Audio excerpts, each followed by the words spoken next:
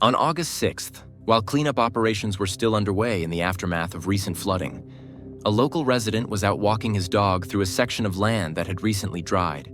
As he moved through the area, he noticed something out of place. As he got closer, his sense of unease grew. Shaken, he immediately called 911 to report the discovery. Emergency services arrived at the scene promptly.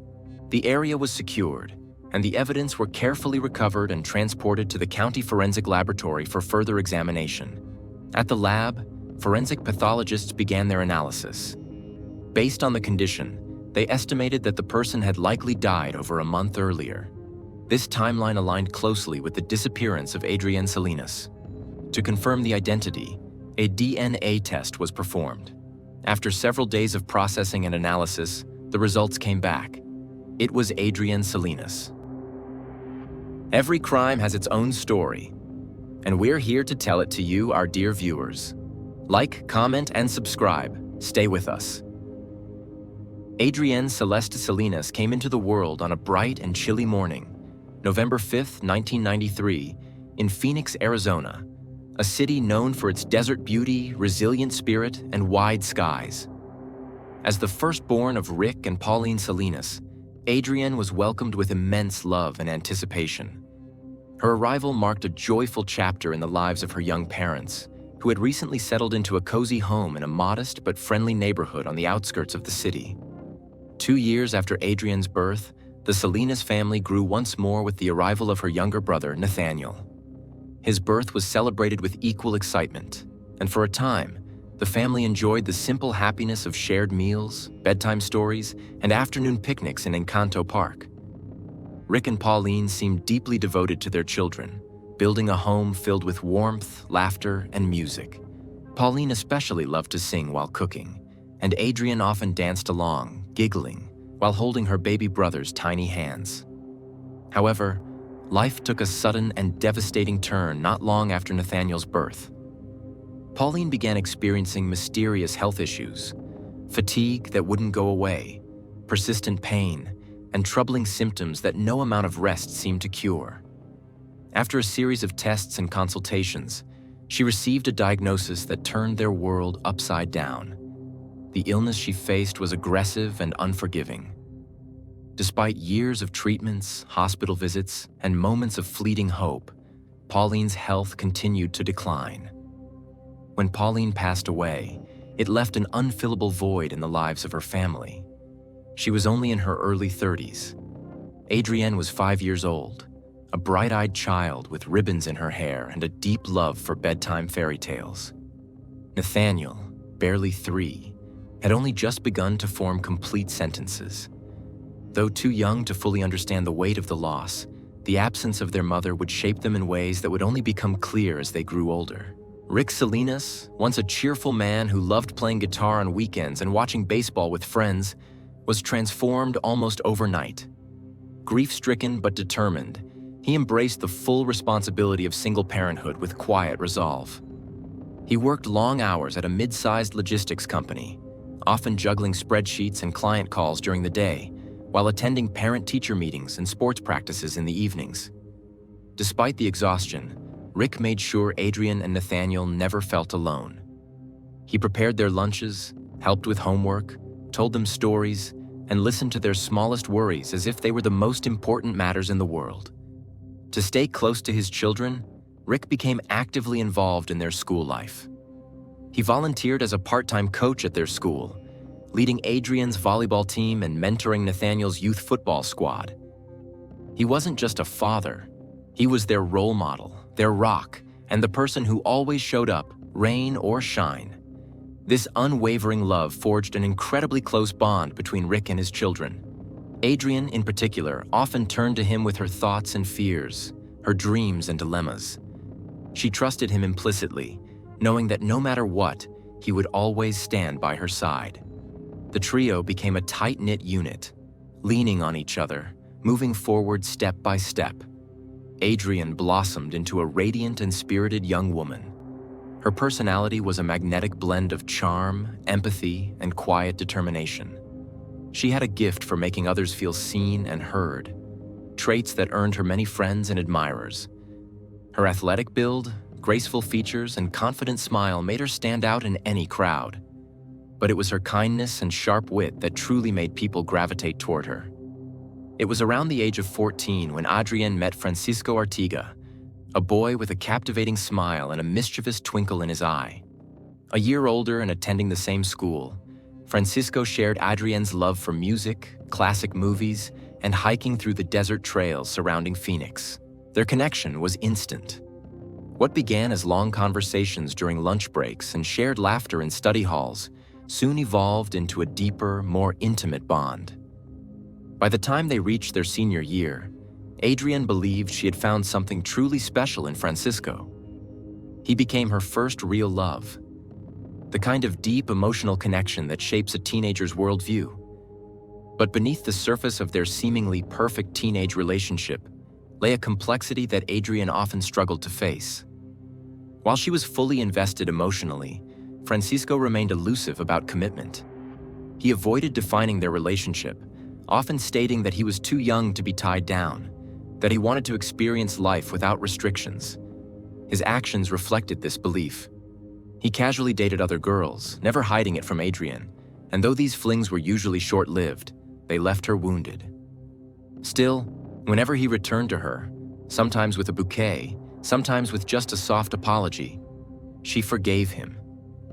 She never stopped believing that in time, he would understand the depth of what they shared. Her loyalty never wavered. Adrienne waited, quietly enduring the emotional roller coaster of Francisco's inconsistency. Despite the turbulence in her personal life, Adrienne remained focused on her future. From an early age, she dreamed of becoming a journalist, a voice for truth and change. Her curiosity and articulate nature made her a natural storyteller. After high school, she enrolled in the University of Arizona's prestigious journalism and public relations program, eager to build a career that combined her passion for people and the power of media. Although the university was located in her hometown, Adrienne made the deliberate choice to move out and live independently. She wanted to experience adulthood on her own terms. She found a comfortable, sunlit apartment in a peaceful part of the city and moved in with two of her closest friends, Alexandra Rios and Ashley Dugan. The three young women had been inseparable since their high school years, forming a bond rooted in mutual trust, shared experiences, and unwavering loyalty. They had been there for each other through every heartbreak, every exam season, every late-night phone call that ended in laughter or tears. Moving in together during college had seemed like the natural next step, and their shared apartment quickly became a sanctuary where each of them felt safe, supported, and understood. The living arrangement was ideal. Each woman had her own private bedroom, providing them all with the personal space they needed, while the common areas were filled with warm decor, pictures from high school, and string lights that gave the apartment a cozy, lived-in charm. Their schedules were busy and often unpredictable, but they always made time to eat meals together, talk about their days, and check in on each other's emotional well-being. The apartment wasn't just a place to stay. It was home. Rick Salinas, Adrienne's father, had fully supported his daughter's decision to move out. Though the thought of an empty nest tugged at his heart, he also recognized how important it was for Adrienne to learn independence and create a life of her own. The fact that her new home was just a 20-minute drive from the family house gave him peace of mind. They maintained a close connection, speaking frequently by phone, exchanging text messages daily, and visiting often enough that it never felt like they were far apart. On her 18th birthday, Rick had given Adrienne a thoughtful and practical gift: a reliable used car. It wasn't flashy, but it was hers, and it meant freedom. It allowed her to drive home regularly, whether for Sunday dinners, quick check-ins, or unexpected emotional moments when she simply needed to see her father's face.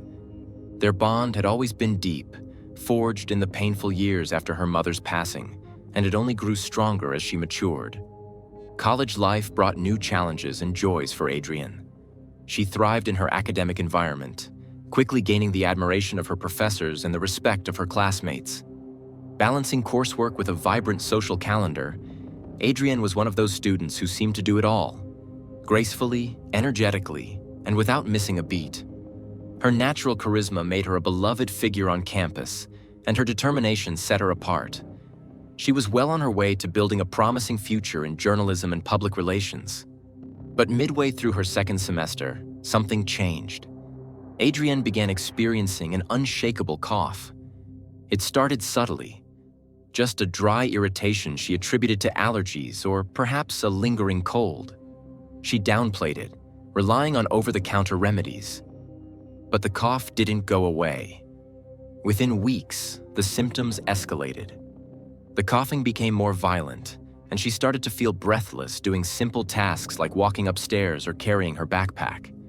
Her roommates noticed her growing fatigue, her paler complexion, and how she struggled to sleep through the night. Still, Adrienne dismissed the concerns of her friends, insisting it was nothing serious. That changed when one evening she collapsed while trying to catch her breath. She was rushed to the hospital in critical condition. Doctors soon delivered a diagnosis that stunned everyone. Adrienne was suffering from a rare but aggressive fungal infection in her lungs. It had gone undetected for too long and had done extensive damage. Emergency surgery was necessary to remove a large portion of her left lung. It was a harrowing procedure, one that came with risks and no guarantees. Despite the gravity of her condition, Adrienne displayed the same resilience that had seen her through so many hardships before. Her body, still youthful and strong, responded well to treatment. Within a month, she was discharged from the hospital and continued her recovery from home. With determination and support from her father and roommates, she made a surprisingly fast return to her academic routine. By the time fall semester began, Adrienne was not only back in class but excelling once again, an inspiration to everyone around her. On June 14, 2013, Adrienne and her roommates decided to host a birthday celebration at their apartment. The event had been planned for weeks, and their social circle was buzzing with excitement. Around 40 guests showed up that evening, filling the apartment with energy, music, laughter, and the usual youthful chaos of college parties.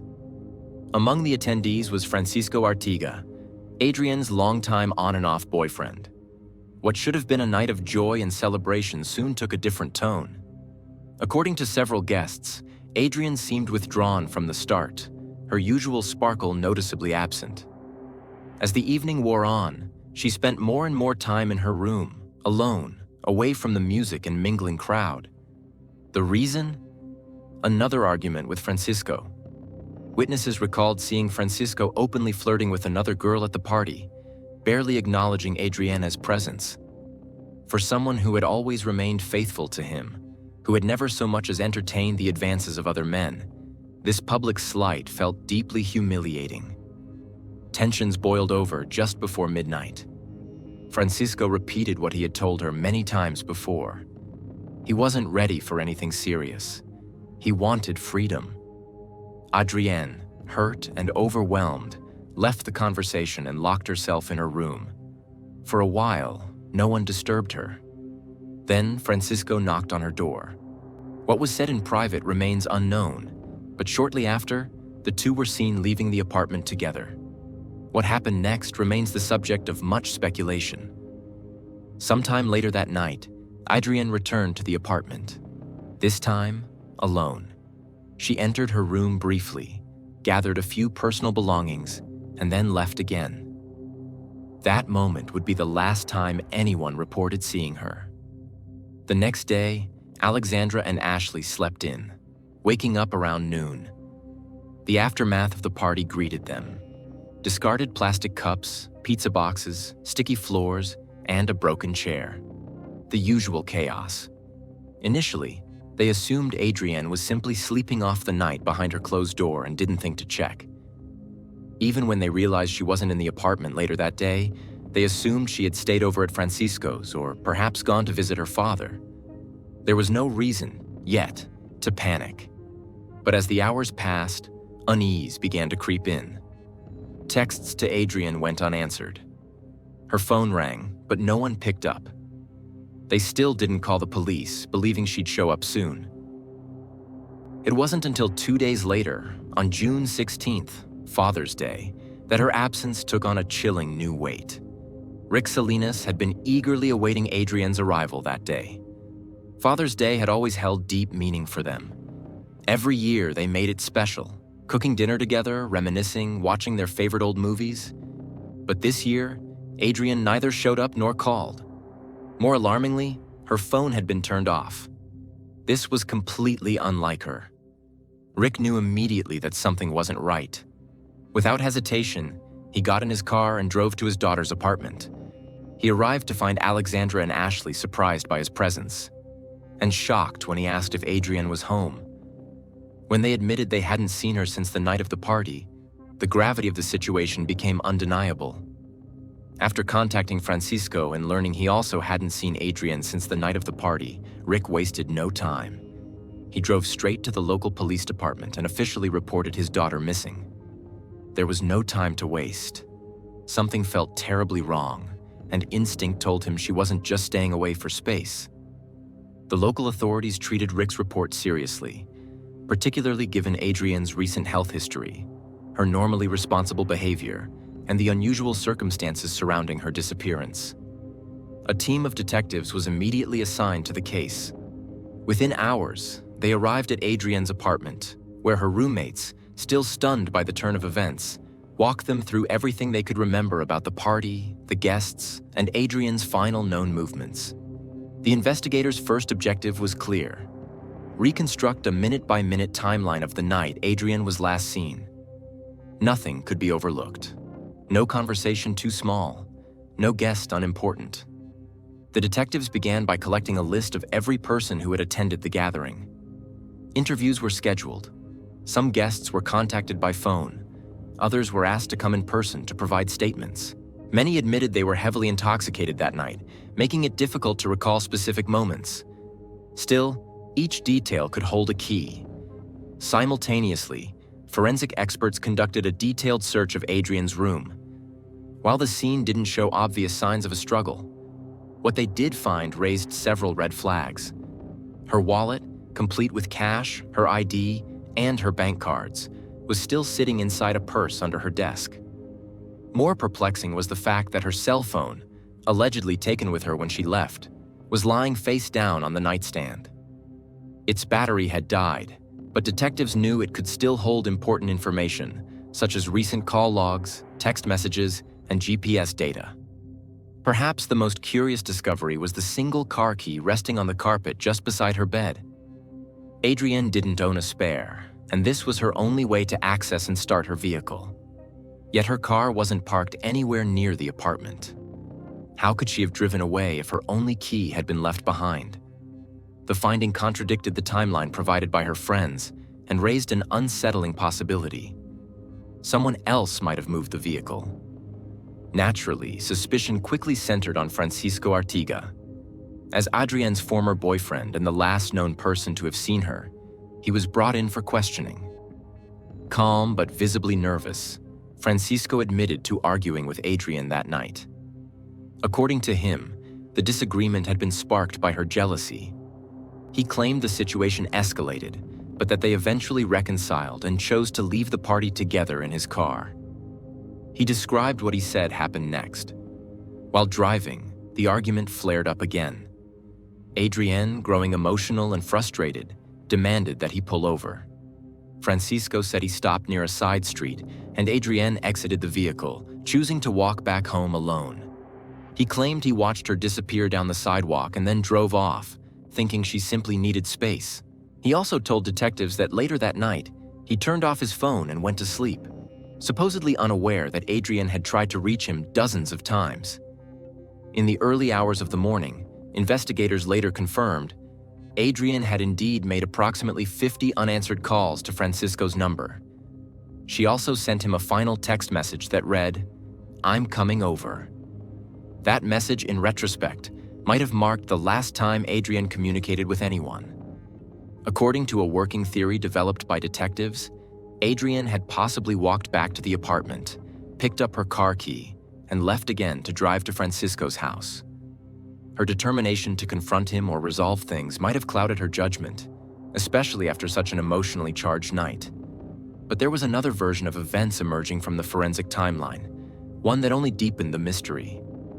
If Adrienne had left with her key, returned to change clothes, and then left again, why would she later be found without the key or phone? More importantly, what happened during the gaps in time that no one could yet explain? The breakthrough came when police reviewed incident logs from local traffic reports. Just after 4 a.m. on the same night, a concerned citizen had called in to report witnessing a silver Chevrolet, later identified as Adrienne's car, lose control near a sharp curve, strike a curb, and blow out its front tires. The front bumper was seen tearing away from the vehicle during the impact. The witness, an early morning delivery driver, had initially attempted to approach the scene to offer help. But before he could get close, the car suddenly accelerated and sped away, despite the extensive damage. To the witness, it looked like the driver might have been intoxicated or panicking, possibly fleeing the scene to avoid legal consequences. This new lead prompted an expanded search of the surrounding area. The very next day, Rick and Francisco, who had joined in the effort to locate Adrienne, were canvassing nearby streets when they came upon the vehicle. It was hidden in a narrow alleyway, wedged between two industrial dumpsters, only a few blocks from Adrienne's apartment. Just as the earlier witness had described, the silver Chevrolet was in poor condition. Both front tires were destroyed, the bumper nearly hanging off, and one side of the vehicle bore deep scratches. Crime scene investigators arrived quickly to process the car for evidence. Yet, what they found was both puzzling and unsettling. There were no visible signs inside the vehicle, no broken glass, no DNA. No items appeared to be missing, and the interior was relatively clean. Even more confusing, the doors were locked, and the alarm system had been armed, suggesting someone had exited the vehicle and taken steps to secure it. Fingerprints were limited, mostly Adrienne's and those of her roommates, who had driven with her in the past. No unknown prints were discovered. The pressing question remained: where did Adrienne go without money or a phone? And more pressing, what happened to her after she disappeared from the apartment for the last time? Was someone else involved?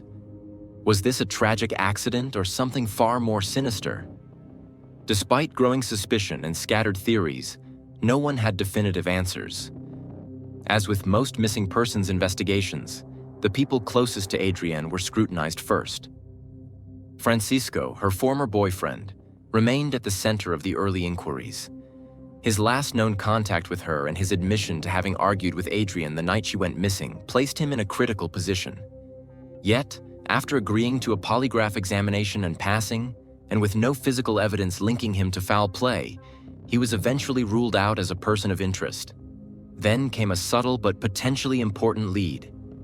Phone records revealed that shortly before she left the apartment for the final time, Adrienne had attempted to book a ride. Her first attempt was with a traditional cab service, but the call went unanswered. Undeterred, she made one final call from her phone, this time to a small, family-owned local transport company that operated late-night rides in East Phoenix. That call would prove to be the last activity recorded from Adrienne's device. The company in question was run by Thomas Simon Sr. and his son, Thomas Simon Jr., who handled many of the late-night pickups. Detectives moved quickly to reach out to both men. Given the urgency of the case, they opted for phone interviews rather than wait for formal meetings. Thomas Sr. answered from the office, cooperative and polite. He confirmed the company had received a call from a young woman matching Adrienne's description during the early morning hours of June 15th. At the same time, Thomas Jr., who was on the road with a passenger, pulled over to speak with investigators. His account was straightforward, at least on the surface. He told detectives that a young woman had indeed contacted him, asking for a ride. Because he was already transporting a client, they agreed on a plan. She would walk to a nearby gas station where he could pick her up shortly after finishing his current drop-off. It was a casual arrangement, nothing out of the ordinary in his line of work. But something did not go according to plan. According to Thomas Jr., when he arrived at the gas station roughly 15 minutes later, the woman was not there. He claimed he waited for several minutes, scanned the area, and even tried to call the number back, but received no answer. With no sign of the passenger, he eventually left the location and continued his shift. Surveillance footage from the gas station appeared to support part of his account. Security cameras recorded Thomas Jr.'s car pulling into the parking lot at around 4:30 a.m. He remained there for approximately 15 minutes before driving away. No one matching Adrienne's appearance was seen on the footage. It was as if she had agreed to the meeting and then disappeared before she could ever arrive. Later that same day, a new and unsettling detail emerged. Authorities received a call from a woman who had been the passenger in Thomas Jr.'s vehicle at the time he took the call from investigators. She didn't initially know about Adrienne's disappearance, but felt compelled to speak after observing what she described as disturbing behavior.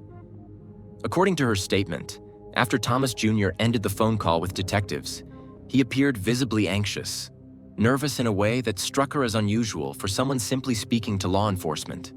She claimed that shortly after hanging up, he pulled the vehicle to the side of the road, got out, and opened the trunk.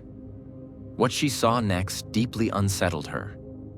Thomas Jr. retrieved what looked like a saw from the trunk, held it for a moment, and then placed it back before continuing the ride. She didn't know what it meant, but she couldn't shake the feeling that something about the moment wasn't right. This testimony escalated the situation.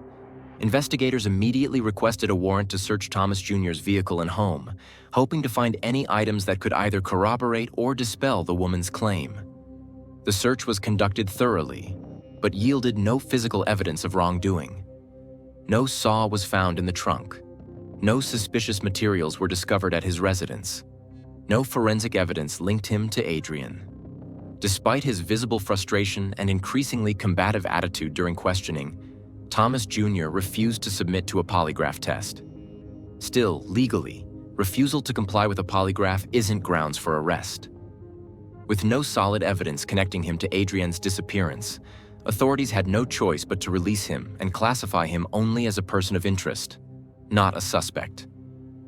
At this point, the investigation hit a painful and demoralizing standstill.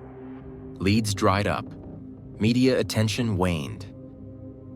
Then, on July 21st, more than a month after Adrienne was last seen, an unexpected and violent storm swept across the eastern parts of Phoenix.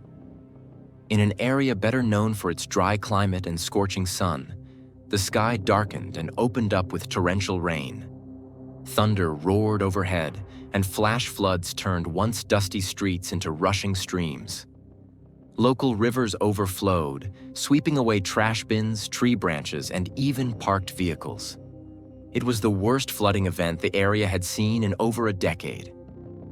2 weeks later, on August 6th, as cleanup efforts continued, a local resident walking his dog through a now-dried section of land came across something unusual. A partial shape, partially buried in mud and debris.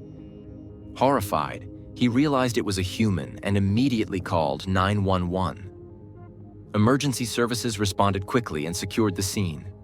The evidence was transported to the county forensic lab, where pathologists confirmed that the individual had likely died over a month earlier, consistent with the timeline of Adrienne's disappearance. And also, one unmistakable clue helped narrow the possibilities. Surgical scars on the chest and the absence of a portion of the left lung. These matched Adrienne's known medical history. DNA testing was conducted, and several days later, it was confirmed. It was Adrienne Salinas.